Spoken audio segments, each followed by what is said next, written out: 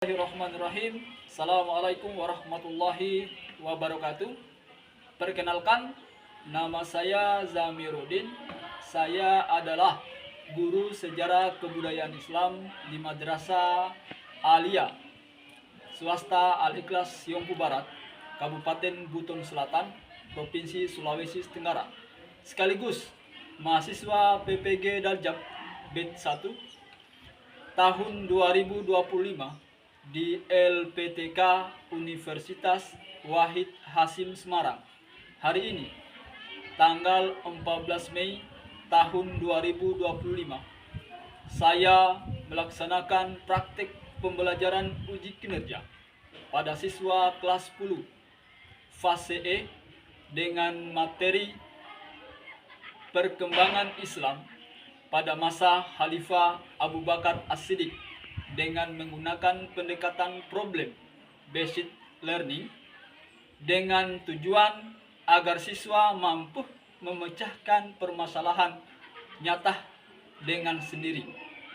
Demikian, Assalamualaikum warahmatullahi wabarakatuh.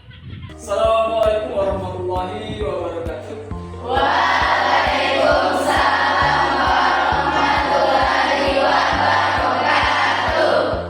Oke, sebelum kita mulai proses pembelajaran, marilah kita berdoa dulu agar apa yang kita lakukan pada hari ini mendapatkan rahmat dan ridha Allah Subhanahu wa taala. Adapun doa nanti akan dipimpin oleh kita kelas 5. Oke, silakan pimpin doanya. Teman-teman, sudah belajar, marilah kita berdoa. Berdoa dimulai.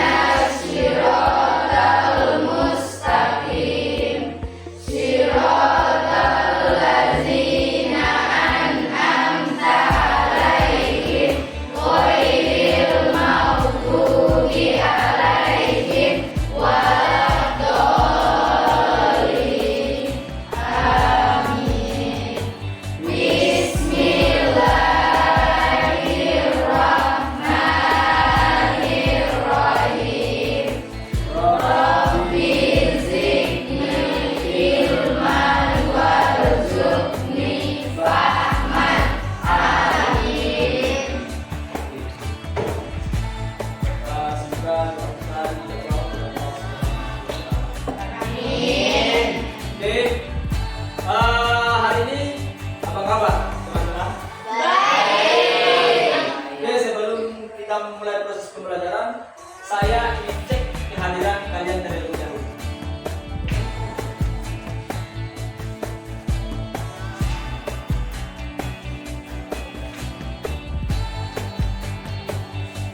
Afkar Jaya, Pak. Elva, Hadir, Pak. Elvi, Hadir, Pak. Edi Rahma, Hadir, Pak. Bisla, Hadir, Pak. dari yang 20 mahasiswa.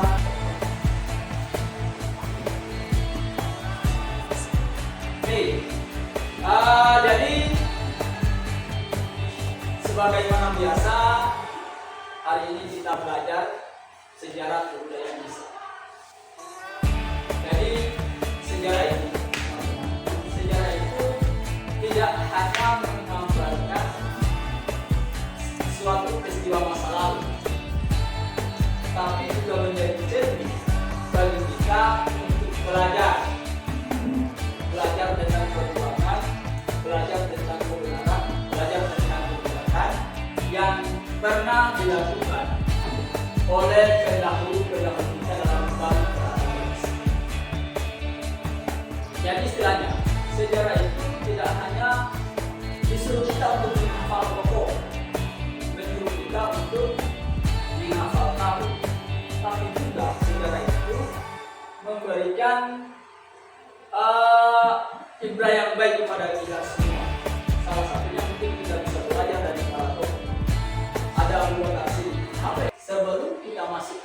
dari Khulafaur Rasyidin, sebenarnya kita sudah belajar tentang sejarah perkembangan Islam di Mekah, sejarah perkembangan Islam di Madinah. Itu ya. Dan pada hari ini kita akan mengkaji sejarah perkembangan Islam pada masa Khulafaur Rasyidin. Topik utamanya itu adalah perkembangan Islam pada masa Abu Bakar As-Siddiq. Bisa perhatikan di layar. Tujuan pembelajaran kita.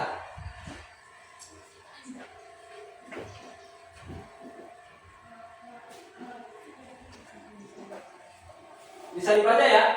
Bisa. Tantangan yang dihadapi, kemudian kebijakan yang dikeluarkan, evaluasi dari pembelajaran yang hasil dari kebijakan kedua, yang termasuk poin yang kedua dan yang pertama ya, evaluasi keberhasilan, kemudian kita bisa mengambil pelajaran dari pimpinan organisasi. Saya langsung menyampaikan video terkait perkembangan Islam pada masa Khulafaur Rasyidin. Peristiwa wafatnya Nabi Muhammad SAW menyebabkan kesedihan kaum muslimin di Madinah. Tidak hanya Nabi bersama mereka menjadi periode yang sangat sulit bagi kaum muslimin. Wafatnya Nabi memunculkan pertanyaan tentang kepemimpinan di Madinah. Selama 23 tahun, Nabi memimpin umat muslim secara politis dan spiritual yang langsung dipimpin oleh kekuatan ilahi. Kini, Nabi tidak ada lagi. Apa yang akan terjadi kepada masyarakat yang dibangun Nabi Muhammad? Siapa yang akan memimpin umat Islam sepeninggal Nabi?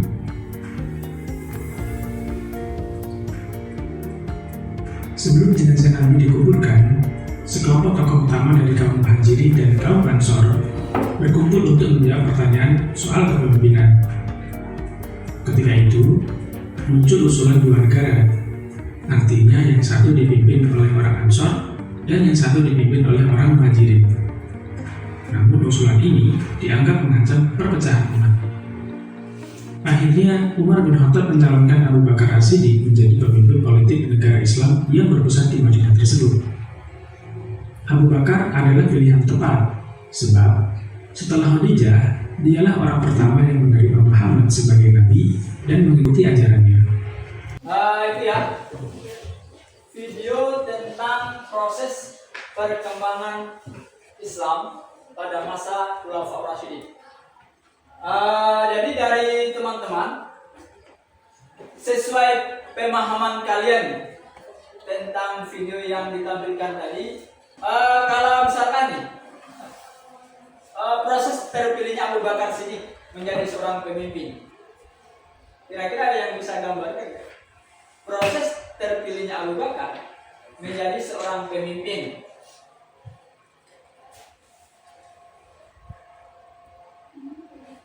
Oke, silakan Afkar.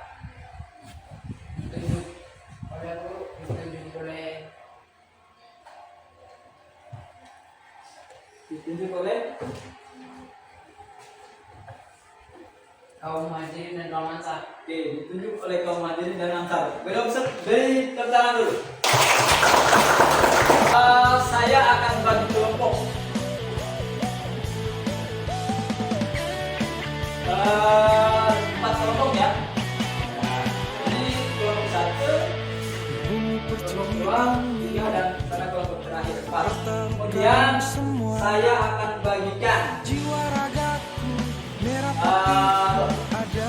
lebar kerja kalian terkait dengan persoalan yang kalian saksikan di video tadi. Ini yang kelompok 1. Tolong jangan kau lemah, jangan pantang menyerah. Untuk satukan bangsa, untuk satukan hati, untuk Indonesia Pancasila. Buatkan tempat Jadi dalam jiwa, di dalam soal yang saya bawakan dijawab semua ya. Dijawab kemudian sebentar kalau sudah selesai nanti bisa dipresentasikan di buatkan depan. sampai akhir hayat.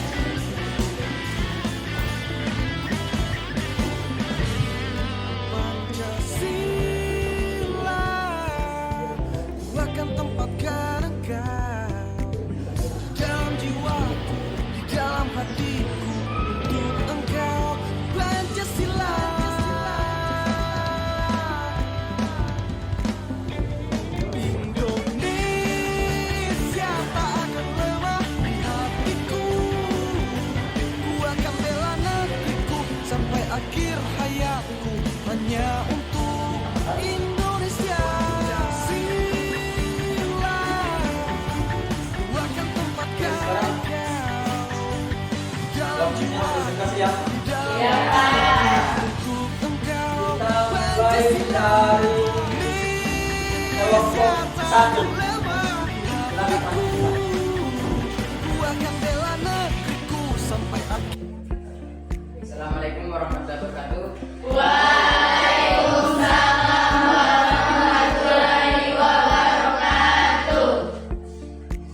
Kami dari kelompok 1 akan mempresentasikan hasil kerja kelompok kami. Proses terpilihnya Abu Bakar Asyidi menjadi seorang pemimpin. Pemilihan Abu Bakar Asyidi sebagai khalifah pertama setelah wafatnya Nabi Muhammad SAW dilakukan melalui musyawarah. Itu saja presentasi dari kelompok kami. Lebih dan kurangnya mohon dimaafkan. Apabila itu selesai. Wassalamualaikum warahmatullahi wabarakatuh.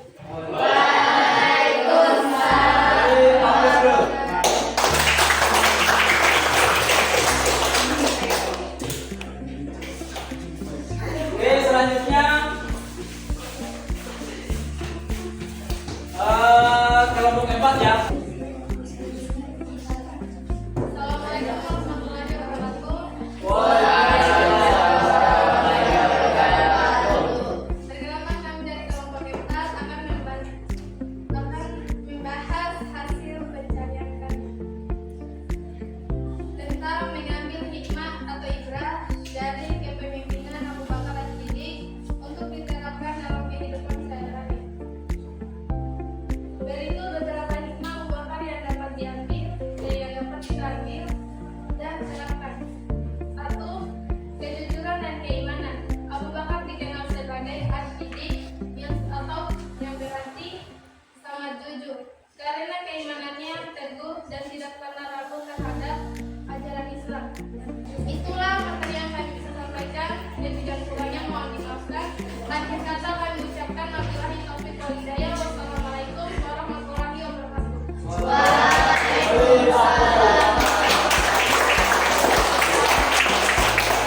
Berikutnya kelompok 2. Silakan masuk ke depan. Assalamualaikum warahmatullahi wabarakatuh.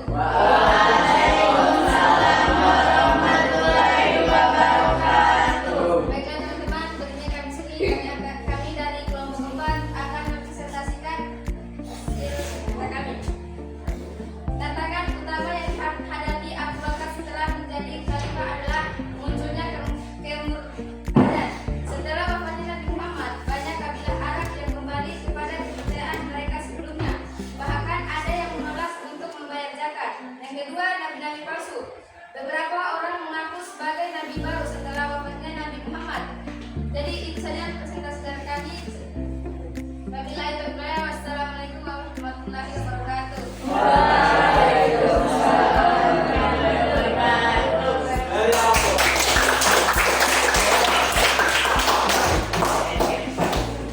Oke, selanjutnya kita sambut kelompok yang terakhir, yaitu kelompok 3. Assalamualaikum warahmatullahi wabarakatuh.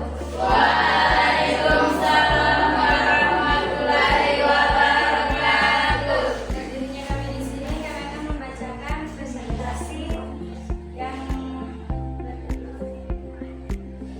bagaimana peran Abu Bakar dalam menjaga persatuan umat Islam saat itu bisa menjadi teladan bagi kita sekarang. Contoh teladan bagi kita sekarang adalah kepemimpinannya yang baik, bijak dan adil, keberanian dan ketegasan, kesederhanaan dan pengorbanan menjaga persatuan.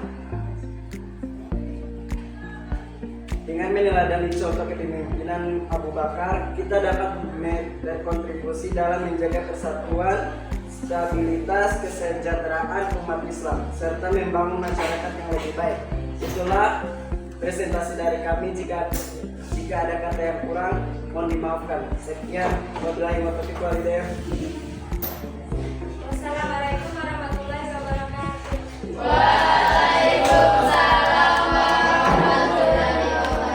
Dari apa? Jadi untuk menambah semangat kita agar tidak loyo, agar tidak suntuk, bagaimana kita kalau ice breaking dulu? Oke? Oke. Semua berdiri.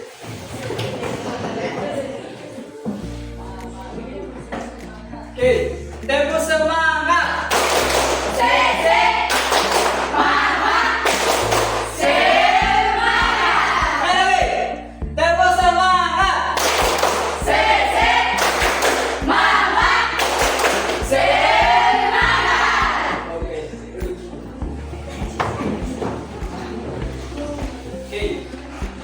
Perkembangan Islam pada masa Abu Bakar As-Siddiq. Jadi pada saat Rasulullah wafat, dia kan tidak meninggalkan pesan apapun, sehingga kaum muslim itu mengalami kegaduhan siapa kemudian yang akan menjadi pemimpin selanjutnya. Nah, sedangkan dalam buku Islam itu terdapat dua, yang kemudian mereka yang dua ini merupakan sahabat yang paling dekat dengan Rasulullah, yaitu kaum Muhajirin dan kaum Ansar. Oke, jadi selanjutnya saya akan memberikan sebuah pertanyaan. Dengarkan pertanyaannya.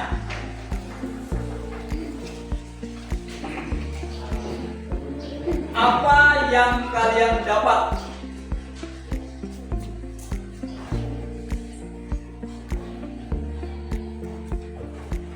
dari kisah perkembangan Islam?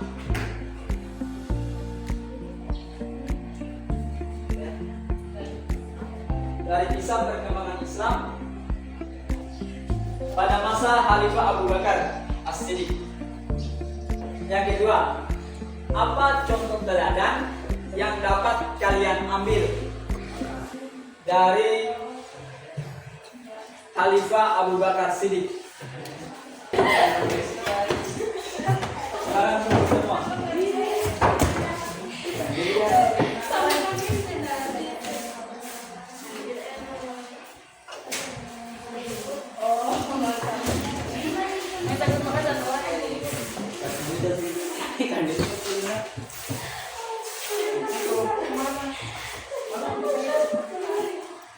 Oke, baik. Mungkin pelajaran kita pada hari ini sampai di sini. Nanti kita ketemu minggu depan dengan topik atau dengan materi Khalifah Umar bin Khattab. Oke, demikian yang saya sampaikan. Kurang dan lebihnya saya mohon maaf. Billahi taufiq wal hidayah. Assalamualaikum warahmatullahi wabarakatuh. Waalaikumsalam.